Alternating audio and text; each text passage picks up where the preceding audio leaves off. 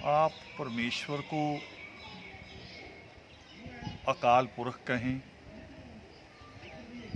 वल्ला कहें, यहोवा कहें या वाल्मीकि कहें, इस सबका एक ही अर्थ होता है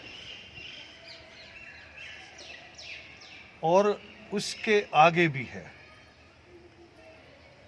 उन्हें रत्नाकर भी कहा जाता है। बहुत सारे विद्वानों ने जब परमेश्वर की दी हुई नेमतों को देखा तो उन्होंने ये भी कहा कि असीमत शक्ति तेरी वर्णन करे कैसे बुद्ध में, कि तेरी शक्तियाँ असीम है, जो तुमने कृपा की है वो असीम है। इतनी असीम है जैसे सागर में बहुत सारे हीरे मोती होते हैं तो फिर सागर को उन रत्नों के कारण रत्नाकर कहा जाता है।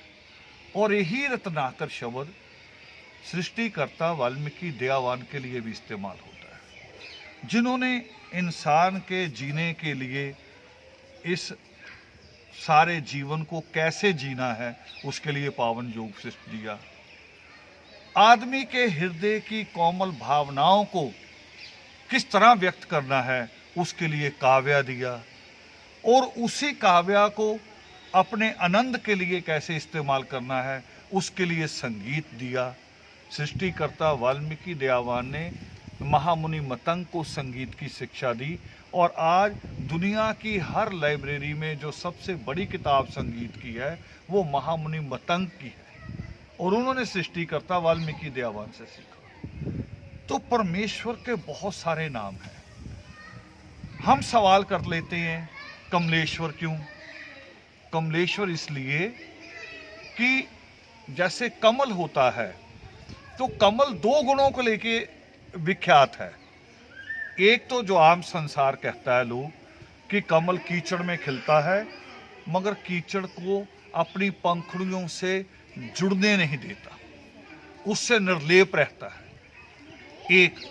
और दूसरा उसका एक और है कि कमल एक ऐसा फूल होता है कि जिसके निचला हिस्सा जो उसके नीचे की डंडी है वो मादा है और ऊपर का जो फूल है वो नर है।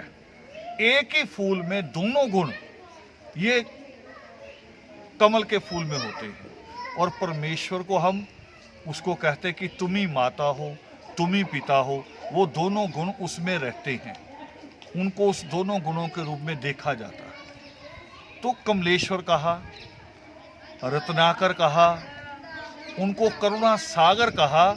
जब वो क्रौंच की पुकार पे आए तो उन्हें करुणा सागर कहा गया और जब क्रौंच की पुकार पे पहुंचने के बाद उन्होंने संसार का पहला श्लोक कहा तो उन्हें आदि कवि कहा गया।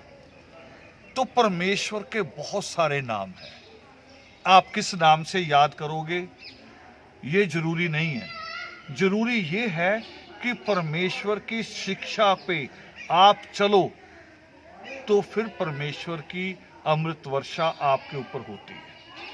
आप उसे चाहे अकाल पुरख कह के याद करें, आप उसे यहोवा वल्ला कह के याद करें, आप उसे सृष्टिकर्ता सृजक आदि कवि रत्नाकर कमलेश्वर वरुणेश्वर योगेश्वर, आप उसे किसी नाम से भी याद करें, वो याद करने से ज़्यादा जरूरी है उसकी शिक्षाओं को याद रखना जो उसने हमारे भले के लिए दी है, इंसान के बेहतर जीवन के लिए दी है, इंसान के जीवन की सुख शांति और समृद्धि के लिए दी है।